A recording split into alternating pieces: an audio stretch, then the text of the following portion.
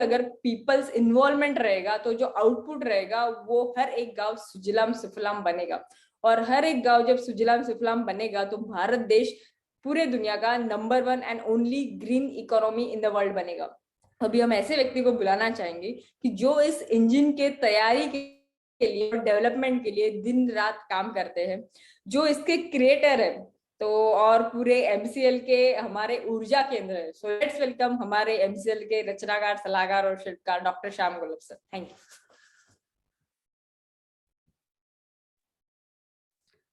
Thank you madam and good morning everyone. दोस्तों नमस्कार, मैं डॉक्टर श्याम गोलब फिर से एक बार आपका इस ट्रेनिंग सेशन में स्वागत करता हूं। मैं आशा करता हूं कि आप सभी लोग स्वस्थ हो और आप अपने साथ अपने परिवार का, यानी घर का परिवार और एमसीएल परिवार दोनों का ख्याल रख रहे हैं। मैं ये भी उम्मीद करता हूं कि आप सभी लोग 1 घंटा बहुत अच्छी एक्सरसाइज कर रहे हो, अपने हार्ट अपने लंग को मजबूत कर रहे हो और अपनी इम्यूनिटी को बढ़ा रहे हो। तो चलिए शुरुआत करते हैं आज के टॉपिक से। दोस्तों, इस दुनिया में, इस धरती माँ ने करोड़ों सालों से करोड़ों जीवों को पाला है।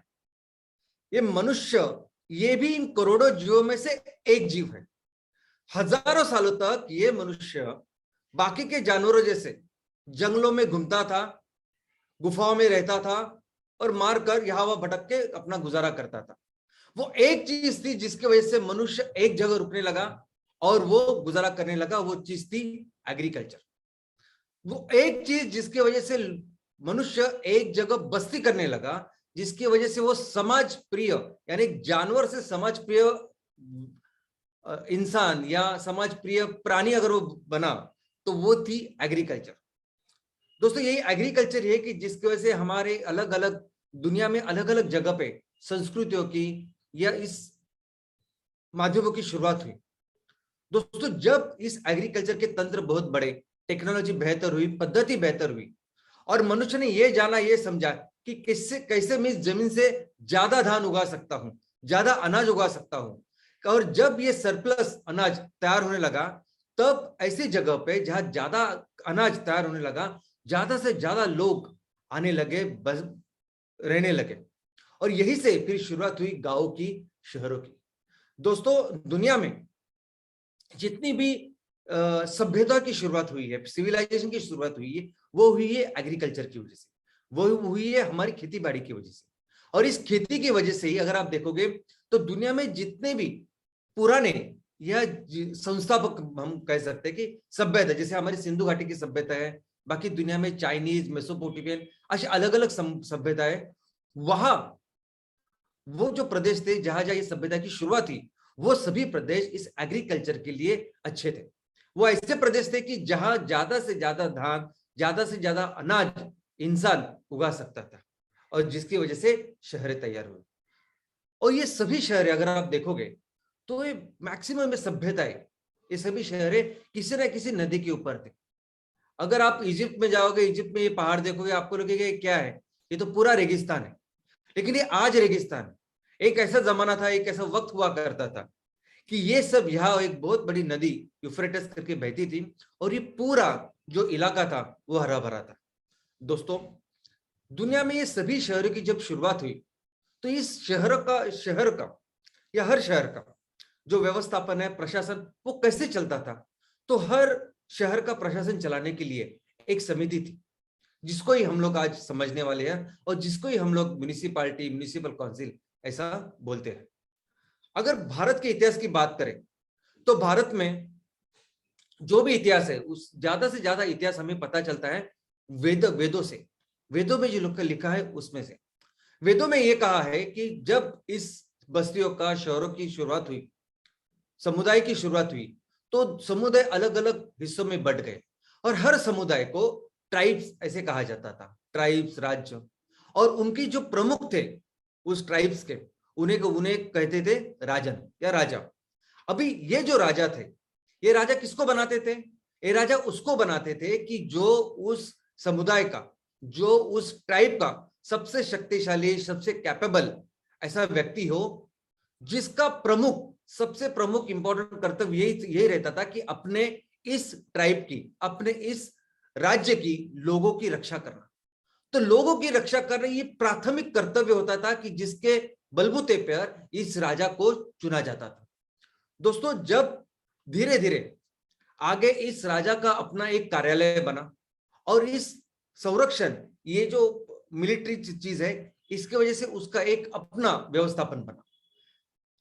उसके बाद कई सारे ऐसी चीजें जो लोगों के लिए चाहिए थी, यानी इस पूरे राज्य में संरक्षण छोड़ के न्याय व्यवस्था, वहां लोगों के लिए जो अच्छी सोई सुविधा करनी है उसके लिए कर की व्यवस्था, लोग अगर वहां खेती बाड़ी कर रहे हैं तो उसके लिए जो चीज हो सकता है वो करें। तो अलग अलग डिपार्टमेंट उसके तैयार हुए। लेकिन दोस्तों, हमेशा इस राज्य में एक सभा होती थी और समिति होती थी। सभा यानी उस राज्य में, उस शहर में जो लोग रहते थे उनसे बन के होती थी सभा। और ये लोग अपने में से कुछ लोगों को चुन के या उनके कुछ प्रतिनिधित्व करते थे, ऐसे लोगों से बनती थी समिति। दोस्तों, मैं आपको बताना चाहता था कि उन दिनों में भी सबसे ज्यादा पावर, सबसे ज्यादा अधिकार अगर किसके पास होता था तो वह सभा और समिति के पास होता था। राजा के जो कर्तव्य थे, उसकी जो जवाबदारी थी वो तो थी, लेकिन सबसे ज्यादा जो अमर्याद अधिकार अगर किसी के पास होते थे तो वो सभा और समिति के पास होते थे। राजा वही करता था जो लोगों की सभा, लोगों की समिति उनको बताती थी। तो दोस्तों, हम लोग ये कह सकते हैं कि हमारे प्राचीन भारत से हमारी संस्कृति ही रही है ये लोकतंत्र की। हमारी संस्कृति में, हमारी वेदों में अगर आप देखोगे तो हर जगह इसका जिक्र है कि राजा वही करता था जो लोग उनके कहते थे, और इन सभा और समिति को ज्यादा पावर, ज्यादा अधिकार होते थे। तो ये लोकतंत्र की सिस्टम हमारे शुरुआत में, हमारी जो सभ्यता सिंधु घाटी की शुरुआत हुई तब से ये संस्कृति, ये सभ्यता, ये हमारा कल्चर, इसकी शुरुआत हुई, ये लोकतंत्र की शुरुआत हुई। उसके बाद कई राजा आ गए। उसके बाद ऐसा भी हुआ कि बाहर के लोग आ गए और यही के हो गए। कई सल्तनतें आई। इन लोगों ने फिर जो हमारी संस्कृति थी और उनका जो काम करने का तरीका था उस तरह से अपना प्रशासन लिया, आगे बढ़ाया। लेकिन आज की तारीख में जो हम शहरों का प्रशासन देख रहे हैं, जो अलग अलग नगर निगम है, नगर पंचायत है, ये पूरा जो मॉडर्न सिस्टम आज हम लोग देख रहे हैं, उसकी नींव रखी गई, उसकी शुरुआत हुई वो ब्रिटिश पीरियड में। अंग्रेजों के जमाने में ये सभी जो ये म्युनिसिपल काउंसिल, ये सभी जो हम लोग नगर पंचायत सब देखते हैं, इसकी प्रशासन की शुरुआत हुई। सबसे पहले मैं आपको बताना चाहूंगा कि भारत का सबसे पहले जो म्युनिसिपल काउंसिल या नगर परिषद बना वो कोची में, केरल में जो कोची नाम का शहर है उस पे बना। उसमें 1664 में डच, यानी हमारा भारत इतना समृद्ध था कि सिर्फ अंग्रेजी नहीं, कई सारे लोग यहाँ से वहां से, सभी यूरोपियन, आज हम जिन्हें कहते हैं कि हमसे बहुत ज्यादा डेवलप्ड ऐसे देश है, वो सभी हमें ढूंढते ढूंढते यहाँ आते थे। तो सबसे पहले वो डच, पोर्चुगीज भी वैसे आए। तो सबसे पहले जो म्युनिसिपल काउंसिल वो यही डच ने बनाया था कोची में। उसके बाद 3 साल के बाद अंग्रेजों ने भी मद्रास म्युनिसिपल काउंसिल करके मद्रास शहर में इस काउंसिल की स्थापना की और एडमिनिस्ट्रेशन की शुरुआत की। तो इन अंग्रेजों ने जहां जहां जिस जिस शहरों में उनका काम था उन शहरों को विकसित किया और हर शहर में उन्होंने अपने अपने तरीके से उन काउंसिल की शुरुआत की। अब इस काउंसिल का काम कैसे चलता था? तो काउंसिल का काम वैसे ही चलता था जैसे पूरे देश में इन अंग्रेजों का प्रशासन चलता था। तो अंग्रेज अपने अपने तरीके से ये सभी शहर के काउंसिल चलाया करते थे। लेकिन चेंज तब हुआ जब भारत में एक लॉर्ड रिपन करके वाइसरॉय आ गए। लॉर्ड रिपन के 1880 से लेकर 1884 तक ऐसे 5 साल के लिए थे। वाइसरॉय ने ऐसे समझे कि ब्रिटिश एडमिनिस्ट्रेशन की सबसे बड़ी व्यक्ति, सबसे बड़ी पोस्ट है वाइसरॉय। उन्होंने आने के बाद कुछ महत्वपूर्ण चेंजेस हमारे इस पूरे एडमिनिस्ट्रेशन में की। उन्होंने पहली बार ये सभी जो एडमिनिस्ट्रेशन चल रहा था, ये सभी म्युनिसिपल काउंसिल चल रहा था, वहां उन्होंने एक संकल्पना दी और उस संकल्पना का नाम था स्थानिक स्वराज्य संस्था, लोकल सेल्फ गवर्नमेंट। उन्होंने ये कहा कि ये सभी जो काउंसिल्स है, ये सभी शहरों को चलाने वाली जो संस्था है, उनको चलाना चाहिए वहां के रहने वाले लोगों ने। इसीलिए उनको कहते हैं कि स्थानिक स्वराज्य संस्था। स्थानिक यानी उस शहर में रहने वाले लोग अपने राज्य को चलाएंगे, स्वराज्य को चलाएंगे, तो ऐसी संस्था। तो ऐसा रेजोल्यूशन उन्होंने पास किया। तब कोई कायदा कानून बना नहीं था, लेकिन उसके बाद जितने भी कायदे कानून बने, जो प्रमुख कानून बने ब्रिटिश इंडिया के, वो थे गवर्नमेंट ऑफ इंडिया एक्ट 1919 का और 1935 का। ये दो बहुत महत्वपूर्ण एक्ट थे, जिसके बाद फिर गवर्नमेंट ऑफ इंडिया का वो कायदा बना और हम लोग आजाद हो गए। ये दोनों ही एक्ट में ये स्थानिक स्वराज्य संस्था का बहुत प्रमुख ऐसा जिक्र था, और इस कानून में वो कानून से वो लागू था।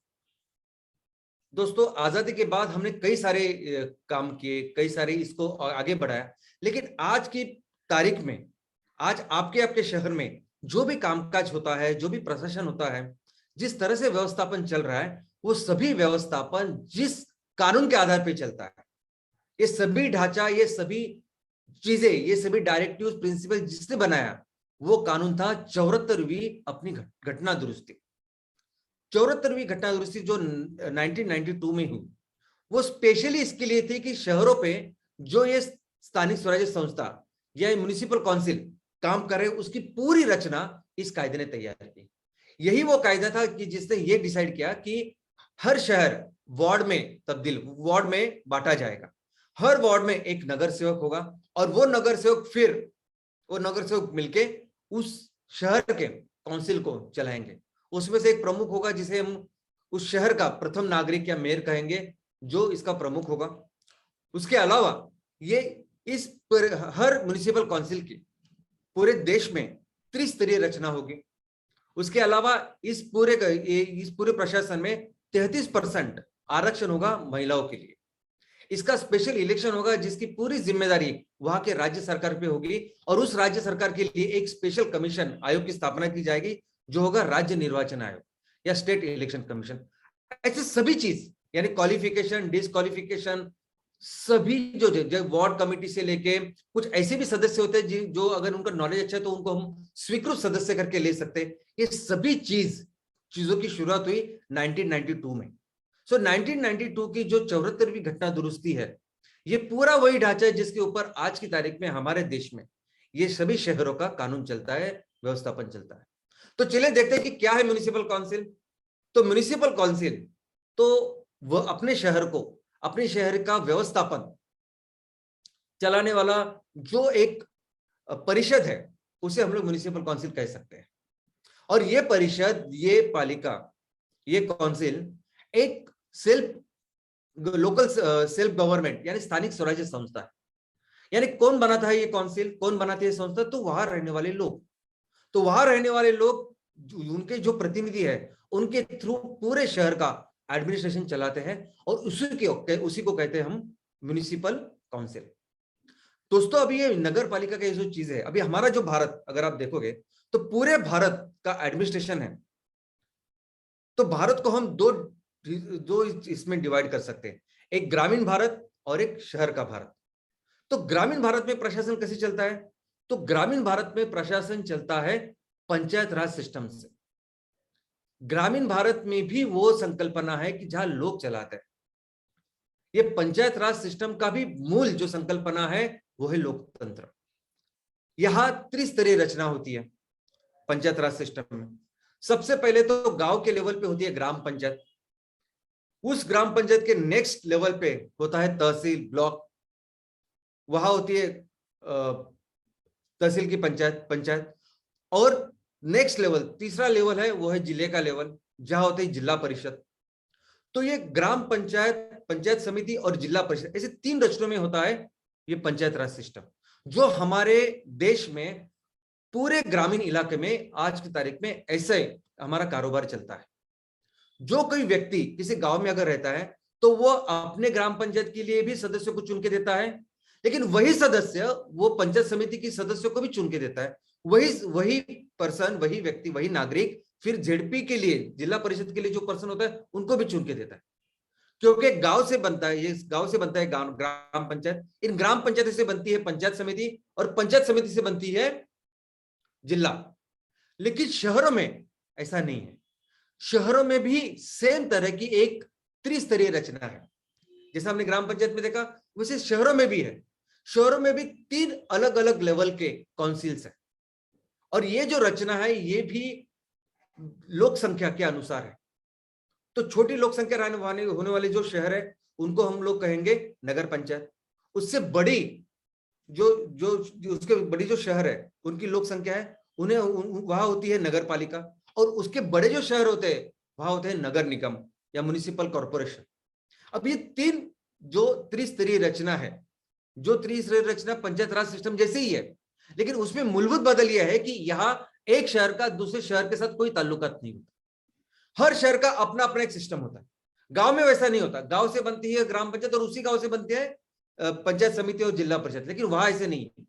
वहां अगर आप पंचायत समिति है तो पंचायत समिति अलग है, सॉरी नगर पंचायत अलग है, नगर पालिका अलग है, और ये दोनों अलग अलग जैसे से अपने अपने से उनका कोई ताल्लुकात टेक्निकल या फाइनेंशियल नहीं होता है।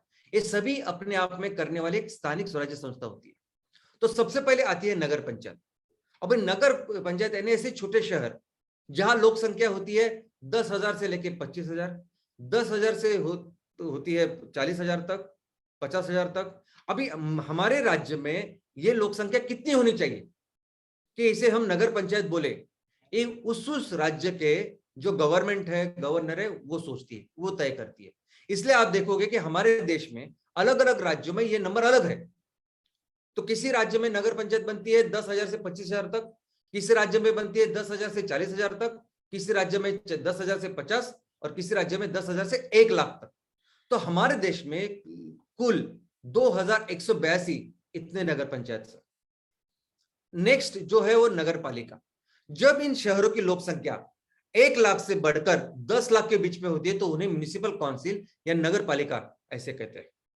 दोस्तों ये जो नगर पालिका है ये बहुत बड़े क्षेत्र में हमारे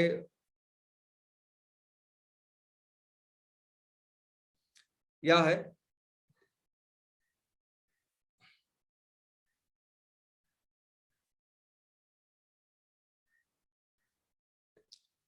और नेक्स्ट जो है म्युनिसिपल कॉर्पोरेशन।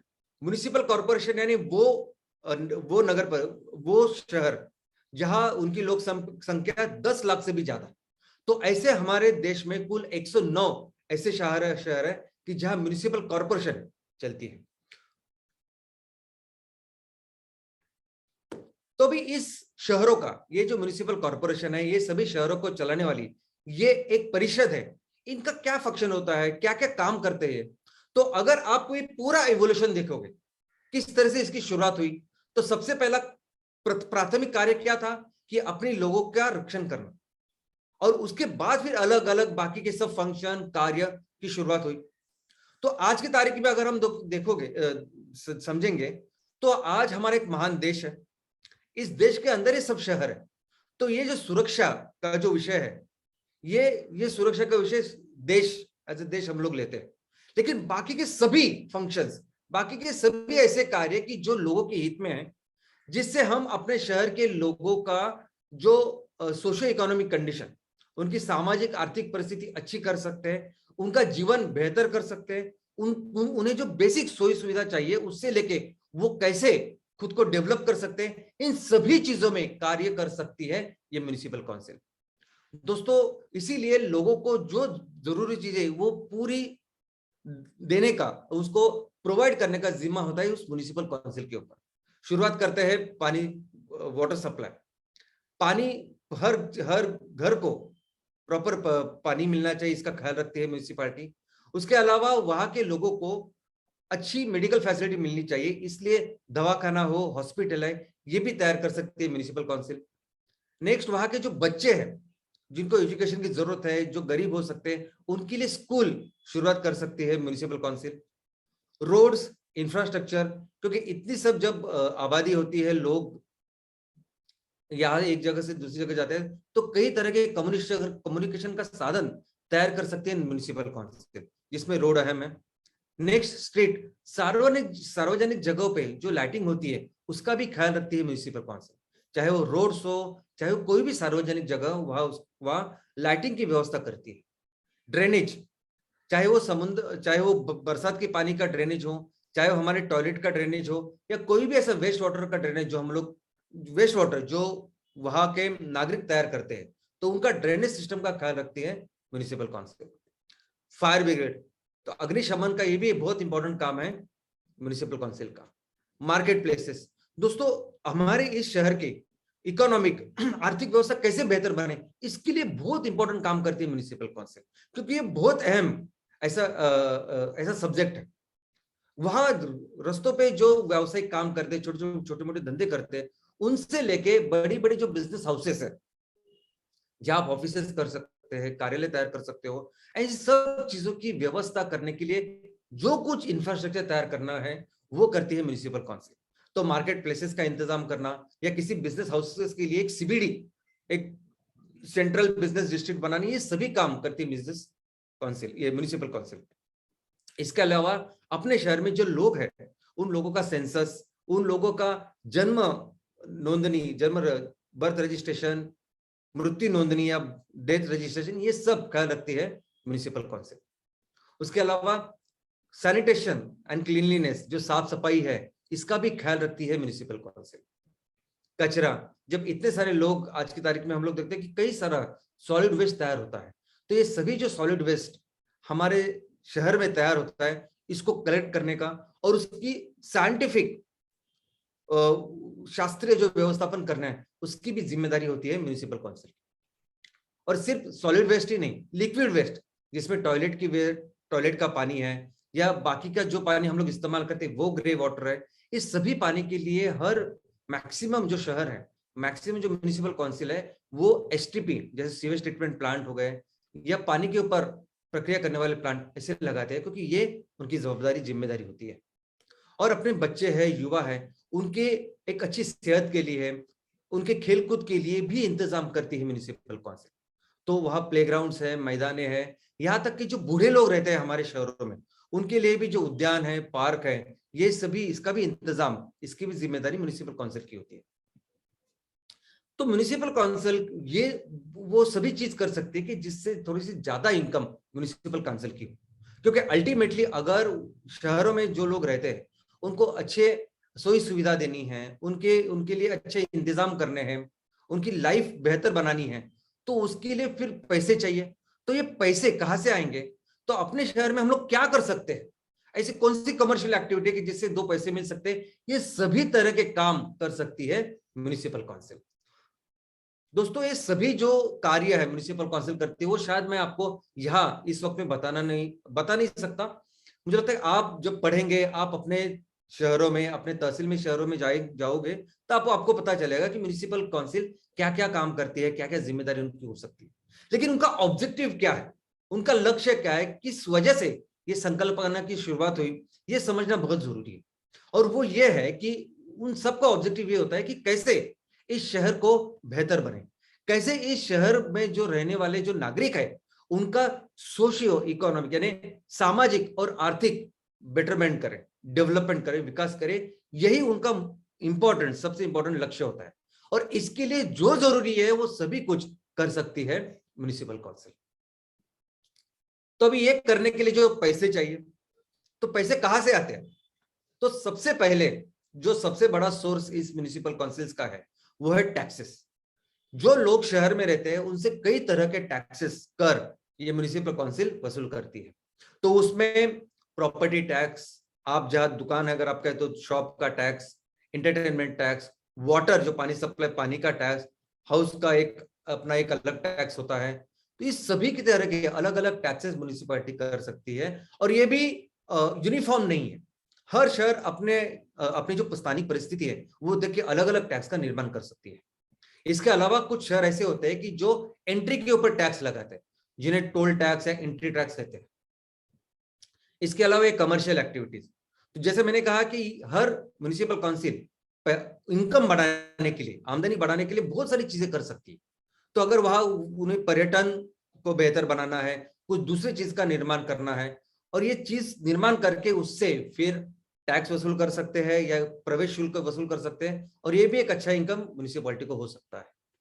उसके अलावा जो लोग उस शहर में रहते हैं वो किसी बहुत सारे टैक्सेस भरते हैं, यानी केंद्र सरकार को कोई टैक्स देते हैं, राज्य सरकार को टैक्स देते हैं। तो इस केंद्र सरकार और राज्य सरकार को जो टैक्स मिलते हैं उनका भी एक शेयर इनको प्राप्त होता है। उसके अलावा हमारे शहर को अगर इंफ्रास्ट्रक्चर बेहतर बनाना है, रोड्स हो, ब्रिजेस हो, या कुछ ऐसी सुविधा जो लोगों के लिए जरूरत है उसका निर्माण करना है, तो उसके लिए ये म्युनिसिपल काउंसिल लोन भी ले सकती है। जैसे हम बैंक का लोन लेते हैं, वैसे ही बैंक, कोई भी वित्तीय संस्था, इससे म्युनिसिपल काउंसिल लोन ले सकती है। और सिर्फ अंतरदेशीय ही नहीं, बाहर के अंतरराष्ट्रीय लेवल पे भी कोई जो वित्तीय संस्था है उनसे भी ये लोन ले सकती है। प्रोफेशनल टैक्स, उस शहर में रहने वाले जो प्रोफेशनल्स है, जैसे डॉक्टर्स है, लॉयर्स है, सीए, सीएस, टैक्स कंसल्टेंट, ये सभी जो लोग हैं जो उस शहर में प्रैक्टिस करते हैं, उनसे भी एक प्रोफेशनल टैक्स वहां के म्युनिसिपल काउंसिल लेती है। उसके अलावा कोई ऐसी चीज जो उस म्युनिसिपल काउंसिल ने लोगों के लिए तैयार की है खर्चा करके, तो उससे वो टैक्स ले सकती है। तो इस शहर में हमारे देश में अभी इतने सारे अलग अलग तरह के शहर हमने देखे, तो कई सारे चुनौती अभी आज हम लोग देखते हैं, कई सारी समस्या आज हमारे सामने है। उसमें से सबसे बड़ी समस्या अगर कुछ है तो वो है बहुत तेजी से बढ़ने वाली आबादी, बहुत तेजी से बढ़ने वाले शहर। आबादी मतलब शहर।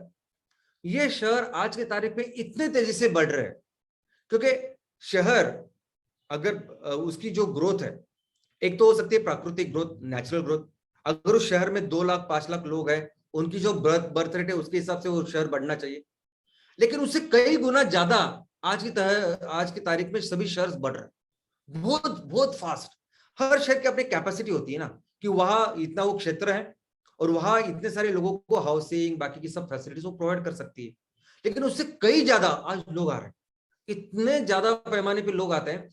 और जो बड़े बड़े शहर हैं अपने देश के, वहां तो आप देखोगे जैसे मुंबई, दिल्ली, कलकत्ता, बैंगलोर, वहां तो लोग इतने, क्योंकि वहां की जो लाइफस्टाइल है वो शायद बहुत डिफरेंट होती है, लोगों को बहुत ज्यादा अट्रैक्ट करती है, तो इतने पैमाने पर लोग आते हैं कि वहां आजू बाजू एक अर्बन कॉम्प्लेक्स बन चुका है। यानी आजू बाजू के सभी शहर जो मर्ज हो चुके हैं, इतने बड़े पैमाने पे वो शहर बन चुके हैं। यानी आप कब एक शहर की बाउंड्री छोड़ के दूसरे शहर में जाओगे आपको पता ही नहीं चले। मुंबई में कब आप मुंबई छोड़ के ठाणा जा रहे हो, पनवेल जा रहे हो, नवी मुंबई जा रहे हो, आपको पता ही नहीं चलेगा। और ऐसा हर जगह हो रहा है। और इतनी जो रैपिड एक्सपेंशन हो रहा है सिटीज का, शहरों का, उसकी वजह से कई सारी समस्या का निर्माण हो रहा है। सबसे पहले समस्या है भीड़ की। जहां देखो वहां आपको भीड़ नजर आएगी। यानी सिर्फ मार्केट प्लेसेस, सिर्फ स्टेशन, रेलवे स्टेशन हो या बस स्थानक हो, सिर्फ इस पे नहीं, सिर्फ कार्यालय पे नहीं, तो बहुत सारी जगह पे। और इस भीड़ की वजह से क्या होता है कि हर शहर का अपनी एक सुंदरता होती है। कोई भी शहर हो, छोटा हो बड़ा हो, वो सुंदरता फिर इस भीड़ में खो जाती है। हर शहर का अपने कल्चर होता है, एक संस्कृति होती है, और ये संस्कृति भी इस भीड़ में कहीं खो जाती है। दोस्तों, दूसरी बहुत इंपॉर्टेंट जो परेशानी है वो है हाउसिंग, घर की। इतने सारे लोग सब आएंगे, शहरों में बसेंगे, तो फिर लोगों के लिए रहने के लिए व्यवस्था नहीं हो सकती पर्याप्त। तो इसलिए बहुत सारे लोग शहरों में न रह के, शहरों में क्यों आते हैं? तो रोजी रोटी के लिए, काम धंधा के लिए, पैसे कमाने के लिए। लेकिन रहते कहाँ है? बाहर, जहां अवेलेबल हो, उपलब्ध हो घर। तो बहुत सारे लोग तो काम करते हैं शहर में, लेकिन रहते हैं बाहर। आने के लिए 2 घंटा, जाने के लिए 2 घंटा, 4 से 5 घंटा तो उनका सिर्फ कभी कभी सिर्फ इस ट्रांसपोर्टेशन में चला जाता है। और एक बहुत इंपॉर्टेंट ऐसा रिसोर्स, इन लोगों का रिसोर्स, जो टाइम, ये जो रिसोर्स है इंपॉर्टेंट, वो आज हम लोग वेस्ट कर रहे हैं। और इससे क्या होता है, फिर ये जो ट्रांसपोर्टेशन, कम्युनिकेशन है, उसके ऊपर बहुत सारा प्रेशर आता है। तो स्थानिक ट्रेनें हैं, स्थानिक बस है, इन पे बहुत सारे प्रेशर आज हम लोग देख सकते हैं। स्लम्स, झोपड़पट्टी, बाहर जाने के इतने प्रॉब्लम होते हैं कि लोग वही झोपड़पट्टी में रहने लगते हैं। और झोपड़पट्टी में कैसे? तो 3-3 मंजिली झोपड़पट्टी होती है, ग्राउंड 1 और 2, ऐसी झोपड़पट्टी में लोग रहते। कैसे उनकी सुविधा क्या होगा? और सबसे पहले सबसे ज्यादा प्रॉब्लम तो वो वहां रहने वाले परिवार और उनके बच्चों का होता है। किसी भी राष्ट्र के लिए सबसे बड़ी रिसोर्स, धरोहर क्या है? तो वहां बच्चे और युवा। और बच्चे अगर ऐसे झोपड़पट्टी में पढ़ेंगे, बड़े होंगे, तो कैसे उनका शारीरिक स्वास्थ्य, मानसिक स्वास्थ्य, उनकी पढ़ाई, उनकी आदतें, और कैसे आगे के समाज का हम लोग निर्माण करेंगे? तो इस झोपड़पट्टी की वजह से बहुत सारी प्रॉब्लम्स क्रिएट होती है। हमारे क्राइम्स शहर के बढ़ते हैं, अनएम्प्लॉयमेंट, बेरोजगारी, शहरों में अभी बेरोजगारी भी बहुत बढ़ती है इसकी वजह से, वो ज्यादा लोग आने की वजह से, क्योंकि एक क्षमता होती है शहर की और इतने सारे लोग आते हैं। अभी वहां के ऑलरेडी जो लोग हैं उनकी तो है ही बेरोजगारी की समस्या, लेकिन बाहर के लोग आते हैं वो भी होती है, बढ़ती है समस्या। और ये बेरोजगारी भी दो प्रकार की होती है। एक तो वो बेरोजगार जो हमें दिखाई देते हैं, जो घर में बैठे रहते हैं, उन्हें कुछ काम नहीं, लेकिन दूसरे ऐसे भी लोग हैं जो हमें लगते हैं काम करते हैं, लेकिन वो उन्हें कहते हैं छुपी बेरोजगारी।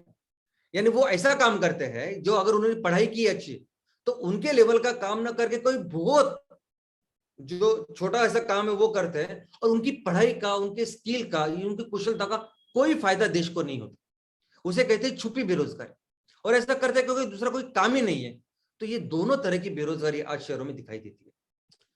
वाटर सप्लाई, तो एक बार इतने लोग जब आते हैं तो बाकी वहां की जो पालिका प्रशासन है उसकी सब जो कैपेसिटीज है उस पर बहुत सारा प्रेशर आता है।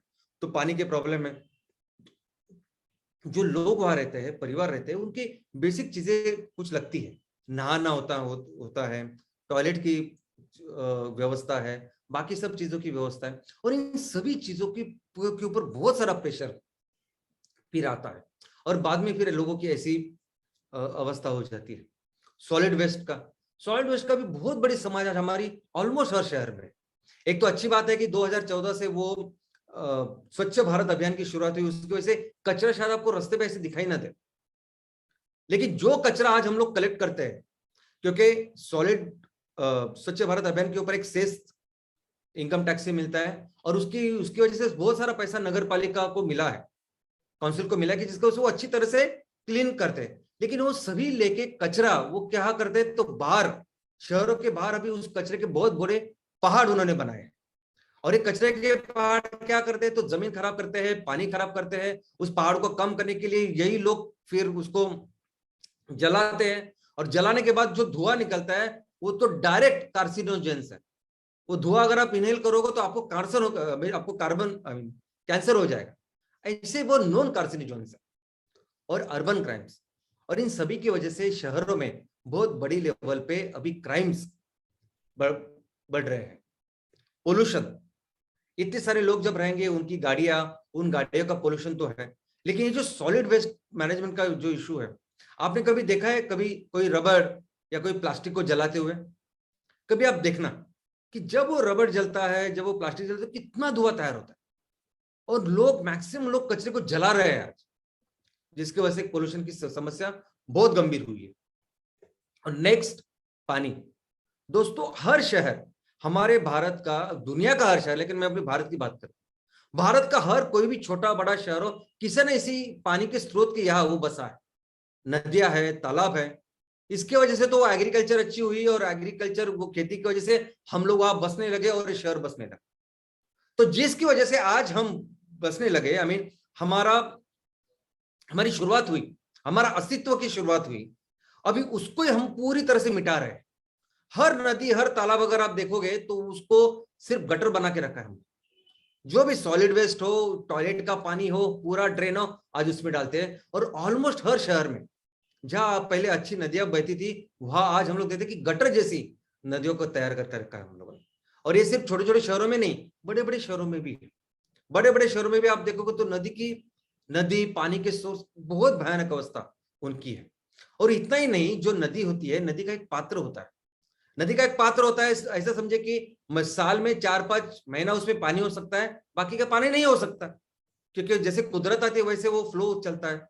अभी हमारे लोग कुछ तो उस पात्र में भी कंस्ट्रक्शन करते हैं, घर बनाते हैं, बाकी कुछ कंस्ट्रक्शन करते हैं, और उनको वहां, उस कंस्ट्रक्शन करने के बाद उनको वहां लाइट मिलती है, उनको पानी का कनेक्शन मिलता है, उनको प्रॉपर म्यूनिसिपैलिटी का टैक्स मिलता है, और वो पूरा, ये सभी जो एनक्रोचमेंट है वो प्रॉपर कानूनी हो जाता है। दोस्तों, ये सभी जो प्रॉब्लम्स मैंने आपको बताया ना, ये शायद मैं पूरी तरह से बता भी नहीं सकता, इतने बड़े बड़े प्रॉब्लम्स है शहरों में। एक समस्या अगर आप लोगों ने एक झोपड़पट्टी की समस्या लोगे तो उसमें 100 प्रॉब्लम्स है, 100 अलग अलग तरह। वाटर सप्लाई की एक समस्या लोगे तो उससे 50 प्रॉब्लम मैं आपको बता सकता हूँ। सॉलिड वेस्ट मैनेजमेंट के उसको और 50 प्रॉब्लम मैं आपको बता सकता हूँ। तो प्रॉब्लम, समस्या तो, और हर शहर का एक अलग अलग अपना प्रॉब्लम है, अलग अलग चीजें हैं, अलग अलग व्यवस्था, तो अलग अलग तरह की चुनौतियां उनके सामने हो सकती है। तो ये सभी कौन से इस प्रॉब्लम्स के लिए क्या सोल्यूशन करती है, तो चलिए देखते हैं। सबसे पहले मैक्सिमम काउंसिल ये करती है कि कैसे हम इस काउंसिल का, इस नगर पंचायत का, नगर परिषद का हम लोग इनकम बढ़ाए, इसके ऊपर ज्यादा ध्यान देते हैं। क्योंकि अगर ज्यादा पैसे मिलेंगे, ज्यादा इनकम होगा, तो तभी हम लोग इस इनकम से लोगों की ये जो परेशानियां दूर कर पाएंगे, एक अच्छी बेहतर जिंदगी उनको दे पाएंगे। इसलिए वो क्या करते हैं कि रिसोर्सेस, जो जितने भी रिसोर्सेस हमारे शहर में जो भी हो सकता है, जो भी पॉसिबिलिटी, जैसे मैंने कहा कि कई सारे कमर्शियल एक्टिविटीज में भी म्यूनिसिपैलिटी काउंसिल पैसे डालती है, इन्वेस्ट करती है, ताकि ज्यादा से ज्यादा लोग आए वहां के। अगर पर्यटन का कुछ स्कोप है वो करे, कुछ मंदिर है, कुछ मस्जिद है अच्छी जिसको बेहतर बना सकते हैं, कुछ पोर्ट है, कुछ समंदर, ऐसे कोई सारी चीज है जो सोचते हैं और उसके ऊपर फिर पैसा कमाने की हम लोग कोशिश करते हैं। नेक्स्ट, एडमिनिस्ट्रेशन, जो वहां का कार्य व्यवस्थापन है उसको बेहतर बनाना, क्योंकि हर शहर में ये जो गंदगी बढ़ रही है वो किसी ना किसी गैर कानूनी गलत चीज की वजह से हो रही है। तो अगर हम बेहतर अपनी कार्यकुशल अगर व्यवस्थापन करें तो ये चीजें बहुत कम कर सकती है। इसलिए बहुत सारे काउंसिल उसके ऊपर ध्यान देते हैं। और ऑफ कोर्स लोगों का पार्टिसिपेशन, लोग जो है, कई सारे चीजें तो हम लोग लोगों के साथ कंट्रोल कर सकते हैं, बेहतर बना सकते हैं। तो लोगों को इसके बारे में बताना, लोगों के बीच में जन जागृति करना, और लोगों को फिर लोगों को साथ लेके फिर ये सभी प्रॉब्लम्स को दूर करना, ये बहुत ही इंपॉर्टेंट ऐसा सोल्यूशन है जिसके ऊपर कई सारे कॉर्पोरेशंस काम करती है। लेकिन दोस्तों, एमसीएल की सोच थोड़ी सी इससे अलग है। अभी ये सभी जो हमारे देश में अगर आप देखोगे तो अर्बनाइजेशन, ये शहरीकरण धीरे धीरे बढ़ रहा है। शायद जो स्पीड है वो बहुत ज्यादा है। आज की तारीख में ऑलमोस्ट 50% लोग शहरों में रह रहे हैं, और हर तरह के शहर हैं, छोटे शहर, बड़े शहर, और हर शहर की अपनी अपनी प्रॉब्लम्स है, अपनी अपनी चुनौतियां है, अपनी अपनी कल्चर है, सब कुछ है, स्ट्रेंथ है, वीकनेस है, सब कुछ है। और हर काउंसिल, हर जो व्यवस्थापन करने वाला ये जो नगर परिषद, ये जो संस्था है, ये अपने अपने तरीके से उसको मेहनत भी कर रही है, उसके ऊपर काम भी कर रही है, लोग भी शायद काम कर रहे हैं। लेकिन इन सभी प्रॉब्लम्स के ऊपर, ये सभी चुनौतियां, ये सभी प्रॉब्लम्स आज हमें नजर आ रहे हैं, ऑलमोस्ट हर शहर में नजर आ रहे हैं। इसके ऊपर एक बहुत स्ट्रांग सोल्यूशन है। इसके ऊपर एक ऐसा सोल्यूशन है जो लॉन्ग लास्टिंग है, एक ऐसा सोल्यूशन है जो सस्टेनेबल है, एक ऐसा सोल्यूशन है जो शायद सभी प्रॉब्लम के ऊपर एक सबसे बढ़िया लॉन्ग लास्टिंग ऐसा उपाय हो सकता है। और वो सोल्यूशन क्या है? तो वो सोल्यूशन है खेती, वो सोल्यूशन है एग्रीकल्चर और ग्रामीण विकास। दोस्तों, कहां से आते हैं ये लोग? शहरों में ये लोग कहां से आते हैं? अपना अपना गांव छोड़ के तो आ रहे हुआ। क्यों जा रहे? तो जा रहे इसीलिए कि उनको रोजी रोटी की कुछ इंतजाम हो, उनको कुछ नौकरी मिले, उनके बच्चों के लिए कुछ बेहतर एजुकेशन मिले, इसलिए तो जा रहे हैं। और क्या छोड़ के जा रहे हैं? तो अपने गांव। अरे अपने गांव में इतनी कैपेसिटी है, इस खेती में इतनी कैपेसिटी है कि 90% ऑफ द टाइम दुनिया में सबसे बड़ी अर्थव्यवस्था अगर हम लोग किसी के डिपेंड पे, किसी के भरोसे अगर थे, तो वो थे एग्रीकल्चर। ये एग्रीकल्चर ही थे जिसकी वजह से हम लोग दुनिया की सबसे बड़ी, सबसे सर्वश्रेष्ठ इकोनॉमी थे। पूरे दुनिया के लिए 30% इनकम हम लोग तैयार करते थे। 30% इनकम। मैं तो कहता हूं कि जो लोग हमारा गांव छोड़ के शहरों में जाके बैठे ना, वो तो जाने दीजिए, जो शहरों में लोग बैठे ना, उनको भी पूरी तरह से बहुत अच्छा इनकम दे सकते हैं अपने एग्रीकल्चर। अरे इतनी कैपेसिटी है, इतना पोटेंशियल है हमारा। कुदरत ने इतना कुछ दिया है हमें, इस भारत को, इस एग्रीकल्चर को, कि आपको पता नहीं कि इसमें क्या पोटेंशियल है। आपको लगता होगा कि वो 90% ऑफ द टाइम वो तो पुराना जमाना था। अभी तो नया जमाना है, नया जमाने में टेक्नोलॉजी बहुत बढ़ गई है, नया जमाने में फैक्ट्री होनी चाहिए, ऑफिस होनी चाहिए, तब जाके होगा। अभी गांव में क्या रखा है? गांव में थोड़ी ऐसा पहले जैसा होगा जैसे पहले हुआ था। पहले ठीक है हम लोग बहुत बड़े थे, अभी कैसे होगा वो? दोस्तों, मैं आपको बात बताऊं कि जो पहले होता था ना, जब पहले हम लोग दुनिया की सबसे बड़ी अर्थव्यवस्था थी, तब जितनी अपॉर्चुनिटी थी, तो वो जो पीरियड था उससे 100 गुना बेहतर पीरियड आज की तारीख में। पूरी दुनिया ने इस विकास के नाम पर, इस इकोनॉमिक डेवलपमेंट के नाम पर एनर्जी के लिए किसका सहारा लिया? किसकी तरफ देखा तो क्रूड ऑयल को एनर्जी करके इस्तेमाल किया और वह फिर ग्रोथ की, और यही क्रूड ऑयल फिर बाकी के दूसरे क्षेत्र में भी लेके हम लोगों ने पेट्रोकेमिकल प्रोडक्ट्स बनाए। सिर्फ 200 सालों में इस क्रूड ऑयल की वजह से पूरी दुनिया तबाही के कगार पे, जिस करोड़ों सालों को इस धरती माँ ने इसका ख्याल रखा है, उसको 200 सालों में हमने पूरी तरह से बर्बाद करके रखा है। आज ऐसी परिस्थिति है, इतनी खराब परिस्थिति बाहर है, और सिर्फ हमारे देश में नहीं, पूरी दुनिया में, कि अगर अभी कुछ नहीं किया तो हम लोग, हमारे जिंदा रहना मुश्किल है। और इसका सोल्यूशन सिर्फ एक ही है, वो है एग्रीकल्चर। यानी पहले तो शायद इतनी जरूरत नहीं थी जितनी आज है। आज अपने गांव में जाओ, हर इंच, हर बीघा, हर एकड़ में जितना ज्यादा हो सकता है उतना तैयार करो, आप पूरी दुनिया को बेच सकते हैं हम लोग। आज ऐसी परिस्थिति है कि हमें, अगर हम अपने इस गांव में जाएंगे तो इस गांव में इतनी सारी अपॉर्चुनिटीज है।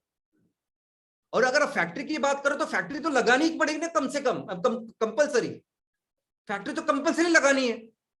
एग्रीकल्चर से रॉ मटेरियल तैयार होगा, वो तो फैक्ट्री तो लगानी ही पड़ेगी ना, कम से कंपलसरी। वो प्रोडक्ट्स तैयार करने पड़ेंगे तब जाके बेचेंगे। तो ये सभी फैक्ट्रियां इतनी एम्प्लॉयमेंट जनरेट कर सकते हैं हम लोग, इतनी आमदनी लोगों की, हमारे किसानों की बढ़ सकती है, इसका अंदाजा ही नहीं हमें। एक ही सोल्यूशन है। ये सभी प्रॉब्लम, जो भी किसी भी शहर में कोई भी तरह का अगर प्रॉब्लम है, तो मैं समझता हूं एक ही सोल्यूशन है। हमें अपनी जो ग्रामीण, जो हमारी अर्थव्यवस्था, उसको मजबूत करना पड़ेगा। दोस्तों, मैं एक डॉक्टर हूं। अगर आपको कभी स्पॉन्डिलिसिस का अगर आपको तकलीफ हो रही है, स्पॉन्डिलिसिस, सर्वाइकल स्पॉन्डिलिसिस, आप डॉक्टर के पास जाओगे और बोलोगे मेरी जो हाथ है, हाथ में बिल्कुल अभी पावर नहीं है, मैं हाथ से कुछ उठा नहीं पाता, लिख नहीं पाता, और बहुत दर्द करता है, बहुत बहुत, और यही से नीचे ही से बहुत ज्यादा दर्द करता है। और डॉक्टर क्या करेगा, यहाँ आपका जो नेक है ना, इस गर्दन के यहाँ पीछे इंजेक्शन देगा और ये सही करेगा। प्रॉब्लम तो यहाँ और सोल्यूशन यहाँ। वैसे ही प्रॉब्लम वहां शहरों में है, सोल्यूशन गांव में है। एक ही सोल्यूशन है। हमें अपने गांव जाके हमारी इस खेती के ऊपर ध्यान देना पड़ेगा, तो सब कुछ पॉसिबल है। सभी कुछ व्यवस्था, अगर जो भी व्यवस्था आपको चाहिए, जिसकी वजह से आज आप जा रहे वहां शहरों में, वो कोई जाने की जरूरत नहीं है। और इस कोरोना ने तो इतना अच्छा दिखा दिया है। कोरोना में पहली बार शायद लोग इतने देर तक अपने अपने गांव में जाके रहे। कोरोना ने आईना दिखाया है। कोरोना ने बताया कि आप इतने दिन से आप शहरों में ऐसे रहते थे, गांव में रह के देखिए क्या क्या होता है। और हमने देखा, महसूस किया, भगवान ने, कुदरत ने दिखा दिया हमको कि किस तरह से फर्क हो सकता है। और अगर ये सब परिस्थिति बदलनी है, ये रूरल, ग्रामीण विकास या कृषि, इसको बेहतर करना है, पूरे देश को फिर से बड़ी इकोनॉमी करना है, तो एक ही व्यक्ति ये कर सकता है, और वो है हमारा किसान। एक ही, कोई नहीं कर सकता। और हमारा, आपका, हमारे इस एमसीएल परिवार का सिर्फ एक ही मकसद है, कोशिश है कि सिर्फ इसको पूरी तरह से इसको एम्पावर करना, इसके हाथ मजबूत करना, जो भी चाहिए हमारे किसान को वो देना, उसके लिए सब कुछ व्यवस्था का निर्माण करना, ये अपना काम है। और दोस्तों, अगर ये करने का सबसे बढ़िया तरीका अगर कुछ है, करेगा कौन, तो हमारा किसान, वही राजा है, वही ये सब पॉसिबल कर सकता है। लेकिन जो पद्धति है करने की, वो सबसे बेहतर, सबसे बेस्ट पद्धति अगर कुछ है, वो है MCL village project. MCL village, I mean, इस एमसीएल में जो भी विजन और मिशन लेके हम लोग चल रहे हैं, हमारी ये पूरी व्यवस्था, हमारा पूरा ही जो परिवार काम कर रहा है, कोई भी विजन हो, कोई भी मिशन हो, ये सिर्फ एमवीपी, एमसीएल विलेज प्रोजेक्ट ही उसको जरिया बना सकता है साकार करने का। हर एमसीएल विलेज प्रोजेक्ट के एंटरप्रेन्योर जो उद्योजक है, उन्होंने सिर्फ अपने ग्राम पंचायत का ख्याल रखना चाहिए।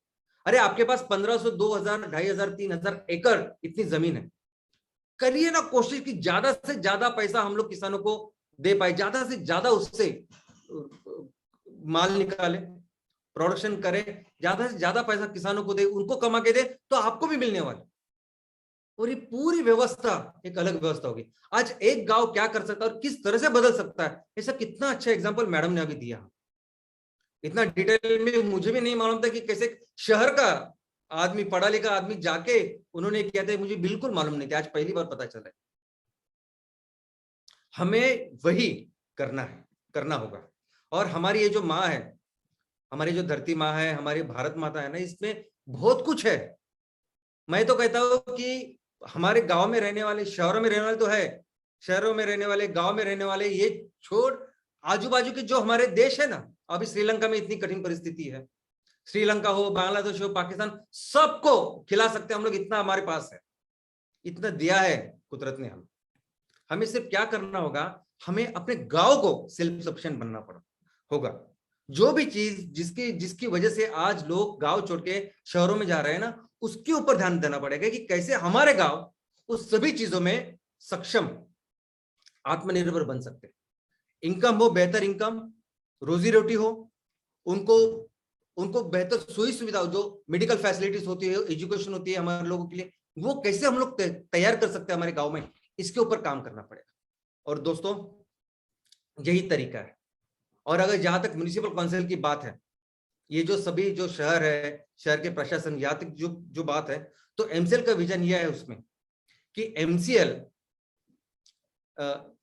समझती है कि हर कोई व्यवस्थापन, एक गांव का व्यवस्थापन से लेके, शहर का व्यवस्थापन से लेके, राज्य का व्यवस्थापन, और कहीं भी जाइए आप, हमारा एक बेसिक तत्व भारत का हमेशा रहा, हमेशा सदियों से, और वो है लोकतंत्र।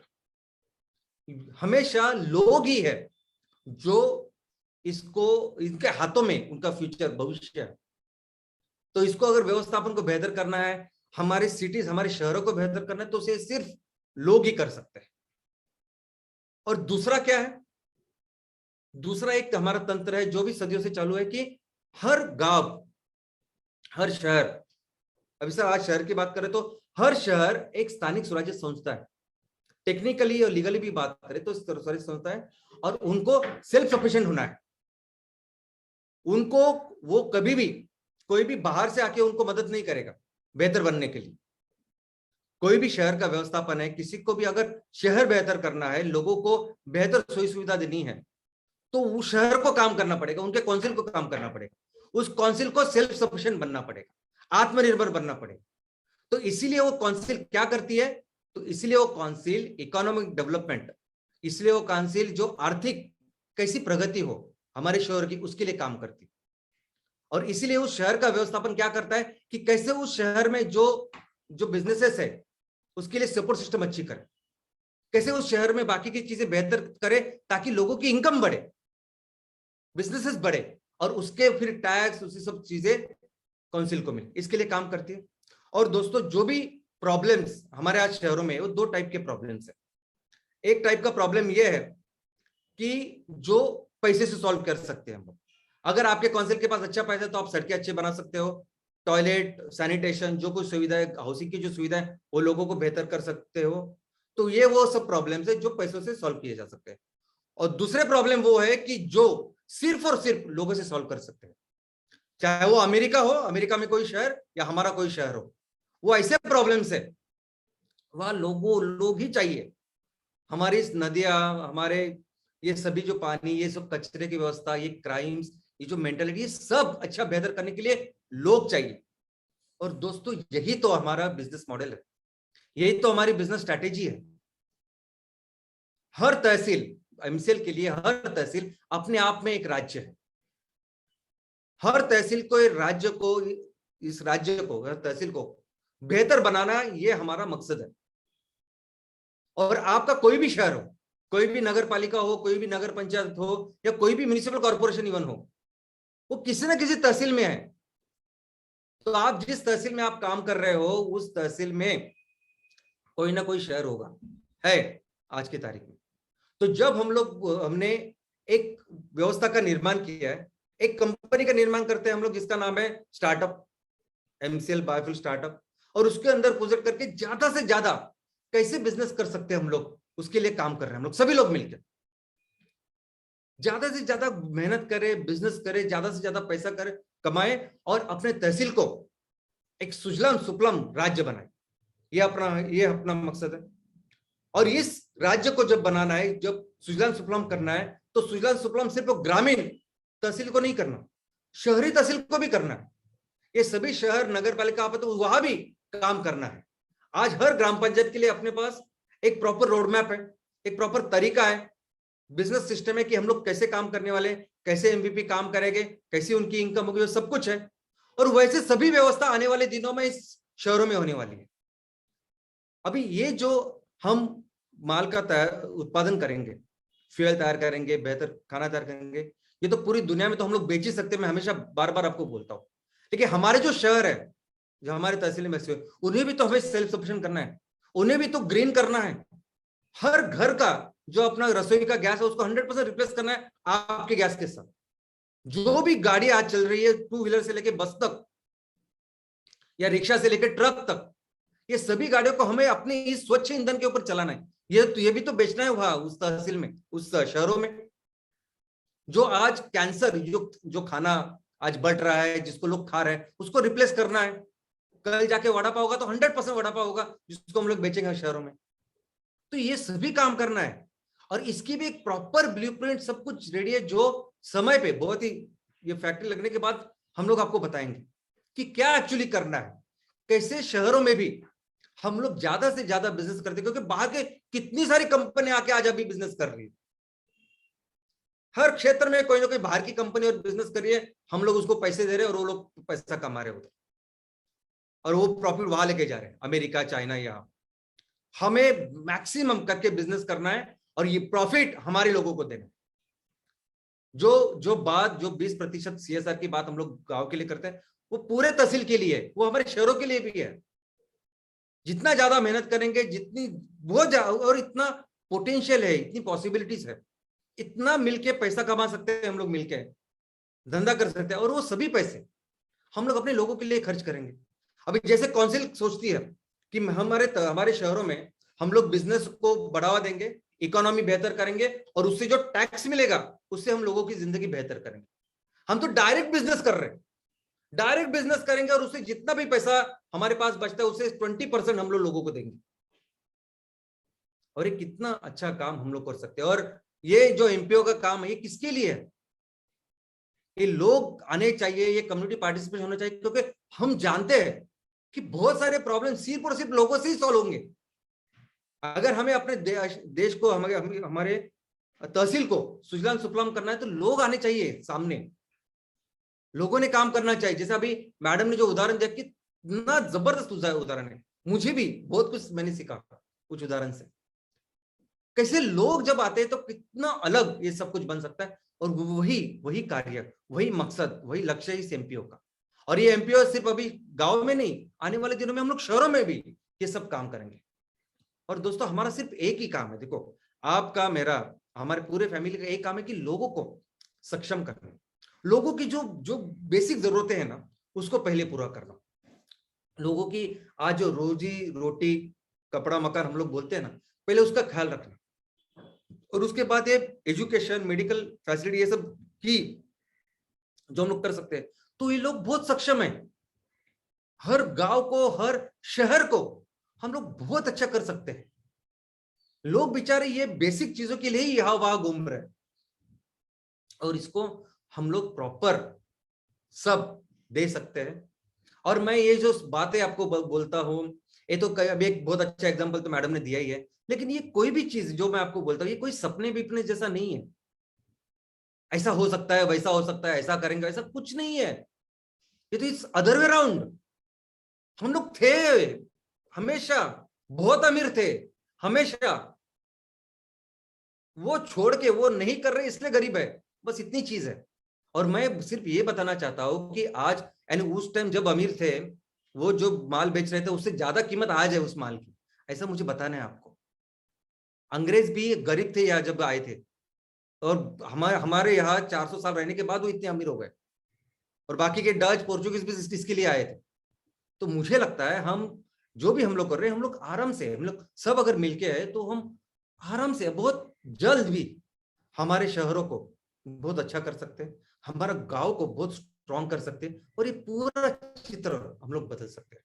और एक चीज कि आने वाले दिन, आने वाला सभी भविष्य मुझे लगता है कि गांव में है। हो सकता है कि आज जिस तरीके से लोग गांव से शहर जा रहे हैं, शायद गांव शहर के लोग भी अच्छी जिंदगी के लिए बेहतर जिंदगी के लिए गांव में आए, गांव में अच्छा काम करें। हम सब उनके साथ रहेंगे। आप जिस तरह से आप काम कर रहे हो अपने अपने तहसील में, ग्राम पंचायत में, वो पूरे जल्दी हम लोग तैयार कर पाएंगे। धन्यवाद, thank you. The future of India lies in its villages. That's what Honorable Mahatma Gandhi ji has said. Let's make it otherwise. The future of India lies in the hands of MCL, in the farmers, in the life of farmers of MCL. Good morning MCL India परिवार। और आज फिर एक बार Shyam sir का Friday training हमें बहुत कुछ सिखा के गया और बता के गया कि जागो, यही वो समय है, यही वो वक्त है जब हम देश ने हमारे लिए क्या किया ये पूछने के बजाय हम देश के लिए क्या कर सकते हैं इसका जवाब ढूंढने का समय आ गया है। Good morning everybody, thank you very much for being here. और आज आपने सुना हमारी प्राची मैडम से कि कैसे हिरवे बाजार का जो हिरवे बाजार का स्टोरी है कि एक शहर से गांव गया हुआ इंसान ने अपने गांव को कैसे विश्व का एक वेल नोन गांव में तब्दील कर दिया। एमसीएल ने तो कसम खाई है कि हम अपने हर एक गांव को एनर्जी इंडिपेंडेंट तो बनाएंगे, इकोनॉमिक इंडिपेंडेंट तो बनाएंगे, पर हर एक गांव अपने आप में विश्व में यूनिक होगा। और ये इसी बात का मैसेज देने के लिए श्याम सर ने और एक अलग तरीका चुना, अलग टॉपिक चुना और म्युनिसिपल काउंसिल्स की इस कॉन्सेप्ट को उन्होंने देश के हर एक इंसान से जोड़ा। यही उनकी खासियत है, यही उनका बड़कपन है और ये उनका नॉलेज है। All the MCL India परिवार stakeholders, MVP owners, channel partners, MBS, MPOs, BDAs, senior BDAs, and senior prime BDAs. Thank you very much, and all the people of India, from the MCL India परिवार, we are grateful to you to being here with Shyam sir's special training on Friday. Thank you very much. Yes. हर बार की तरह मैं आज भी दोहराना चाहूंगा जो thought Shyam sir हमें बताते हैं पूरे वेबिनार में, पूरे ट्रेनिंग में, कि आपको इस देश की मिट्टी का वास्ता है और एमसीएल ही सुजलाम सुफलाम भारत का रास्ता है। जय हिंद, जय एमसीएल।